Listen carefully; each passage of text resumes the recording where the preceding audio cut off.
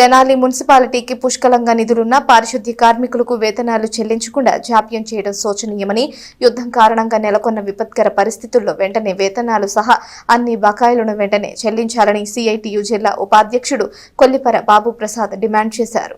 స్థానిక మున్సిపల్ కార్యాలయం వద్ద పారిశుద్ధ్య కార్మికులు సోమవారం ధర్నా చేశారు. వేతనాల చెల్లింపులో మున్సిపాలిటీ చేస్తున్న జాప్యంపై నిరసన తెలియజేశారు. సిఐటియు జిల్లా ఉపాధ్యక్షుడు కొల్లిపర బాబు ప్రసాద్ ధర్నాను ఉద్దేశించి మాట్లాడారు. ప్రజా ఆరోగ్యానికి పారిశుద్ధ్యం కీలకమైనదని గుర్తు చేశారు. పారిశుద్ధ్య నిర్వహణకు కార్మికులు కీలకమని, అలాంటి కార్మికులకు సకాలంలో జీతాలను చెల్లించాలని కోరారు. ఇతర చట్టపరమైన సౌకర్యాలు సక్రమంగా అమలు చేయాలన్నారు. ప్రభుత్వం చట్టం నిర్దేశించిన కాలంలో అంటే సకాలంలో జీతాలు చెల్లించగా ఇబ్బందులకు గురి చేస్తున్నారని విమర్శించారు. పశ్చిమాసియా యుద్ధం కారణంగా గ్యాస్, పెట్రోల్, డీజిల్ ధరలు పెరగడమే కాకుండా అందుబాటులో లేని పరిస్థితి నెలకొందని గుర్తు చేశారు. ధర్నా అనంతరం మున్సిపల్ కమిషనర్ రామ అప్పలనాయుడును కలిసి వినతి పత్రం అందజేశారు. కార్యక్రమంలో యూనియన్ గౌరవ అధ్యక్షులు షేక్ హుస్సేన్ వలీ, జి వెంకట సుబ్బయ్య, ఎం మరియమ్మ, మంగళగిరి వెంకటేశ్వర్లు, రాచూరి వెంకటేశ్వర్లు, ఉన్నవ సుధాకర్, ఎం నాగరాజు, లక్ష్మీనారాయణ, షేక్ కీరం, డి శ్రీధర్ బాబు, కనపర్తి వినయ్, ఎం వెంకటస్వామి, కె పిచ్చమ్మ, గాదే నాగలక్ష్మి, రత్నకుమారి, ఎం సోమేశ్వరరావు, బి రాఘవేంద్రరావు తదితరులు పాల్గొన్నారు.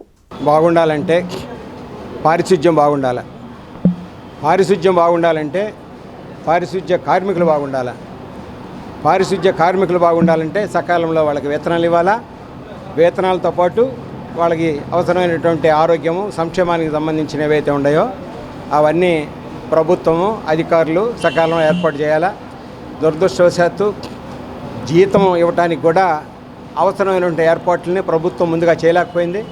అందువల్ల మార్చి నెల జీతం 1వ తారీఖు ఇవ్వాల్సినటువంటి జీతం ఇప్పటికీ రాలేదు. ఎప్పటికి వస్తుందో తెలియదు. అయితే మోడ్ ఆఫ్ పేమెంట్, వేతనాల చెల్లింపు విధానాన్ని మేము మార్చబోతున్నామని చెప్పి చెప్తున్నారు. వాస్తవంగా దానికి కూడా పారిశ్రామిక వివాదాల చట్టం సెక్షన్ 9 ఏం చెప్తుందంటే, ఒకవేళ వేతనాల చెల్లింపుల్లో మార్పులుగా చేయదలుచుకుంటే ముందుగా యూనియన్కి, కార్మికులకి తెలియజేయాలా. తెలియజేసిన తర్వాతే మీరు మార్పులు చేర్పులు చేయాలని చెప్తుంది.